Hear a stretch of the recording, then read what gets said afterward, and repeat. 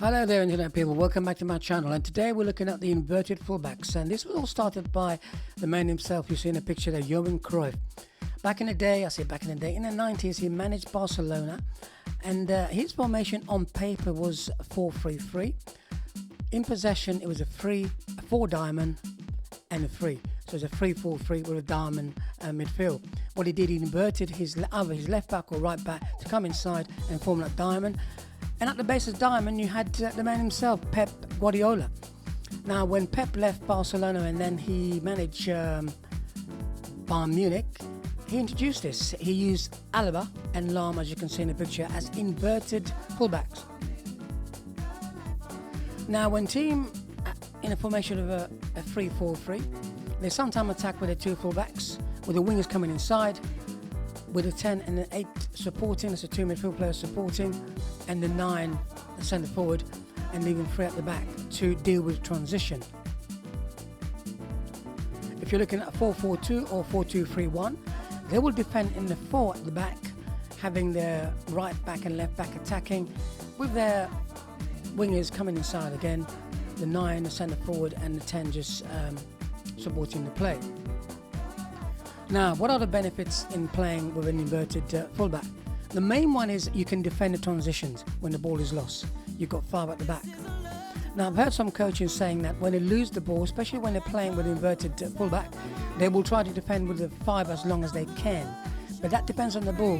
They sometimes say if the opponent have 3 or 5 passes, they will then get back into their shape, which means the left back will come back and everyone will just drop back into the defensive shape. What are the benefits in playing with an inverted fullback? I said the main one may be defending, but when you've got the ball, you can control the possession of the ball. Especially in central areas, you can have an overload. You dominate possession and you control the game. That's what you want to do. What about playing different formations? Here, we've got the whites playing against the orange. The whites are in an attacking shape in a 3-2-5 and the orange in a 4-3-3. In the midfield, you can see we have an overload of 4v3. Now, what solution can the orange have? The main one will probably be is to drop the 7 and the 11 alongside the midfield to form a 5 across, and their formation will then become 4-5-1. That would leave the whites finding a different solution. The orange could go man for man like this.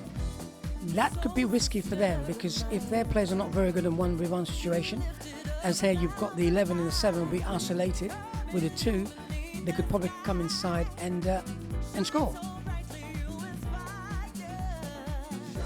Now, playing against a 4-4-2 or 4-2-3-1, as you can see there, the 5 has the ball. In the middle of the park, you've got a 4v4 situation. Now, all the white's got to do is move the 9. We call that, of course, the false 9, to come in a little bit to make it a 4v5. So that gives the 5 on the ball the option to play. I think if you're playing and the team's playing that against you, that formation, then you can actually bring the 9 into play, and that will help get you possession. Once you're in possession of the ball, then the 6 and the 10 and the 8 will help you. Or you could use your goalkeeper in defence as well. So most teams are doing this now, as you can see in this caption. This is Leicester versus Arsenal. Leicester played away. I think Arsenal won the game actually. And here you've got Leicester in possession of the ball. The goalkeeper's got the ball and is in the back 4. And in midfield they've got an overload of a 3 versus 4 or a 4 versus 3. And what they're waiting for is for Arsenal to jump, which is to close them down, and they'll play the ball. Now, what profile of player do you need to play as an inverted fullback? First of all, he needs to be able to play in there and be comfortable on the ball in tight areas. So he needs to have very good technical skills. I like to call it, he needs to be skillful and needs to be able to beat his man. He needs to be able to dribble and also in certain situations to win the ball back. Basically playing like a midfield, seeing the passes, and he must be able to pass the ball. One thing I would say, playing this formation, you also need a very good centre back, because you need a player who can actually pass the ball to the players, and that's it.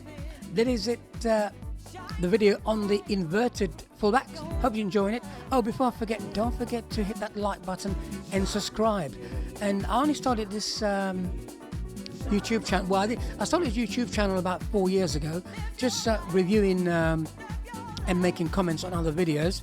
And I've only started videos in around about 3 months ago.